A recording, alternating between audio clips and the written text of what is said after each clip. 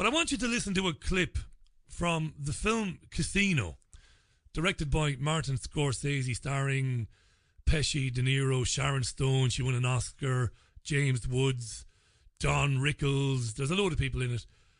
I want you to listen to a couple of clips from the film, which might give people who've never come across the work of David Icke, of Jordan Maxwell, of Jim Mars, who've never ever paid attention to it. This might give them an in, right? It might give them a foot in the door to looking beyond the system. So listen to this clip. This is from Casino, Scorsese. And Casino is about when the mafia controlled Las Vegas. So in the clip you're about to hear, you're going to hear how a loan is organised and given to a frontman to buy a new casino. And the loan is given through the Teamsters Pension Fund, and the loan is $62 million.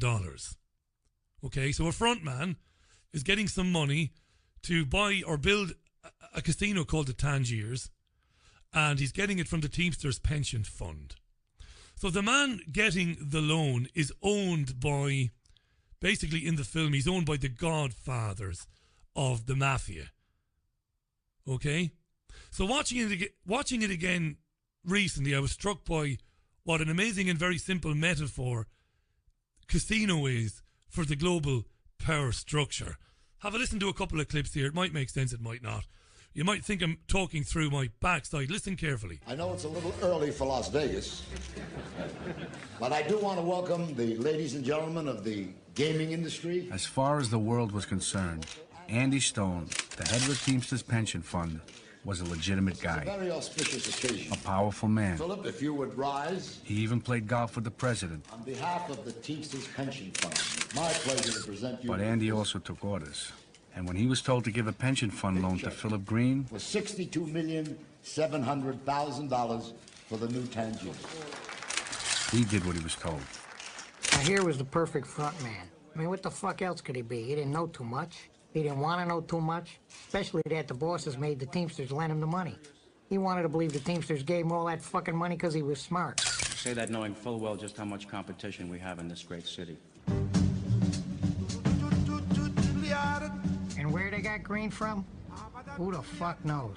All I know is that Green was an Arizona real estate hustler who barely had enough gas money to come and pick up his own fucking check.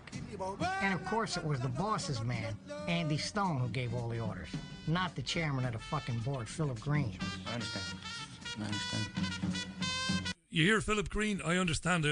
So Pesci said the boss's man, Andy Stone, gave the orders and not the chairman of the board, Philip Green, the real estate developer. Andy Stone, the Teamster boss, the metaphor is he represents the banks. And Philip Green, who took the loan of $62 million, is Donald Trump. And the casino is the US government. It couldn't be any clearer, right? The Teamster boss who gave the loan from the pension fund is the banks. Philip Green is Donald Trump. And the casino itself is representative of the US government. It could be any government, but we'll say, for the purpose of this, it's the US government. Now, the bosses who direct Andy Stone, as Joe Pesci said, we'll come back to them a bit later on. So if Andy Stone, the boss's man, who represents the banks, very high-profile guy, he's put Philip Green, Donald Trump, in charge. But Stone, the banks, they can't be seen in the casino or in government. And Green is a stooge, Trump is a stooge. Who's going to manage Philip Green or Donald Trump and run things? Have a listen. Now all they needed was somebody they could trust to run the casino. And who better than Ace? I mean, he was already in Vegas a couple of years and he had the fucking place clocked. But typical Ace. Give him a shot at running a casino and he tries to talk you out of it. It's a tough proposition, Andy. You know, if I did it, I'd have to run it my way. You got it. I'm serious, no interference. Nobody's going to interfere with you running the casino, I guarantee. Everybody start to sing, la-di-da. And that's how they got Ace to take over. They wanted him because Ace ate, slept, and breathed gambling. So nobody's going to interfere with the man being brought in to run the casino or run the government. He's Sam Rothstein, played by Robert De Niro, and he represents Goldman Sachs. He'll be in charge of Donald Trump. Philip Green, the chairman of the board. He'll be in charge. He'll direct Donald Trump, not so much from the shadows, because he'll be visible in the casino, in the government, but he'll be telling him what to do. You're following this?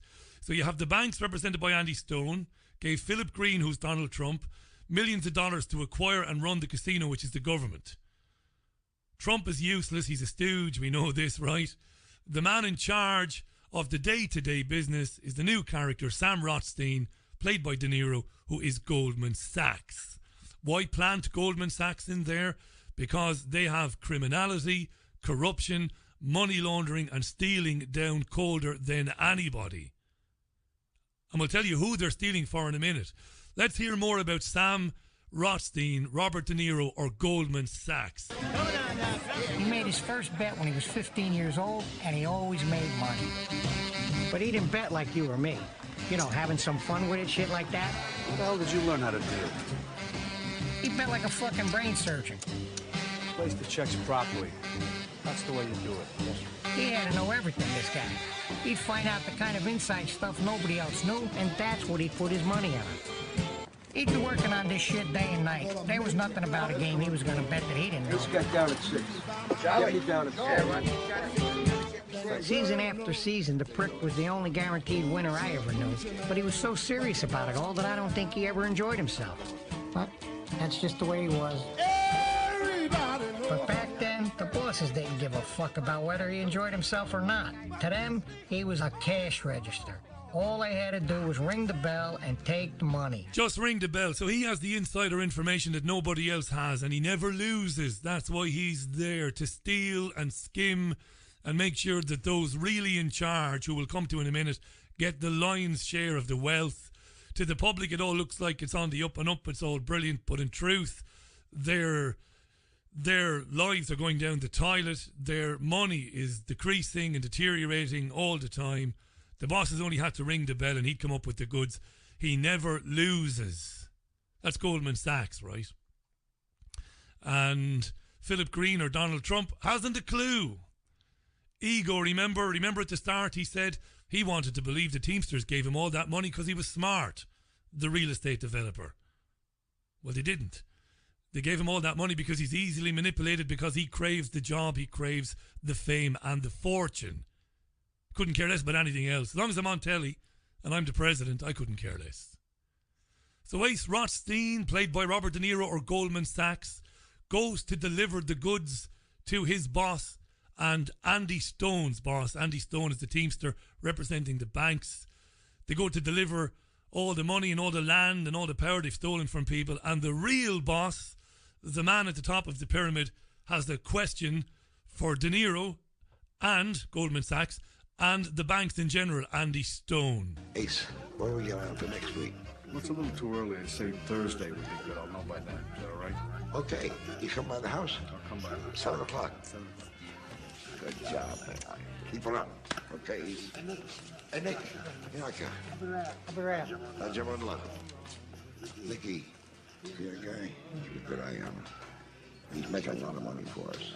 He's going to continue making a lot of money for us. He's a good eye on him. Not like your fucking friends out there without brains. Okay. All right. Yeah, come on. Yeah. Fine. Let me take this. So now, on top of everything else, I got to make sure nobody fucks around with the Golden Jew. And the real boss back east, who told Joe Pesci to make sure that nobody fucks around with the Goldman Jew, who's he? The guy who tells everybody else what to do. Nobody knows who he is. Well, his name is Rothschild. And there are a couple of other guys in the room with him. You can see them in the background. Also big fat guys. They're called Rockefeller, Warburg and Schiff. Nobody knows who these guys are. And who was he telling to make sure that nobody fucks with the Golden Jew? Who is Joe Pesci representing in this metaphorical drama? Well, he plays Nick Santoro, who represents the press barons and the intelligence agencies. Make sure nobody finds out what De Niro is doing on our behalf, lest they come looking for us. And I must have seen the film about 400 times, that film. And only recently, watching the introduction again to the main players, how the casino was acquired, the front man, the Teamsters boss, the guy being brought in, the gambler, and all of that, did I realise what an amazing metaphor it is for the global power structure today. That's Casino, Martin Scorsese.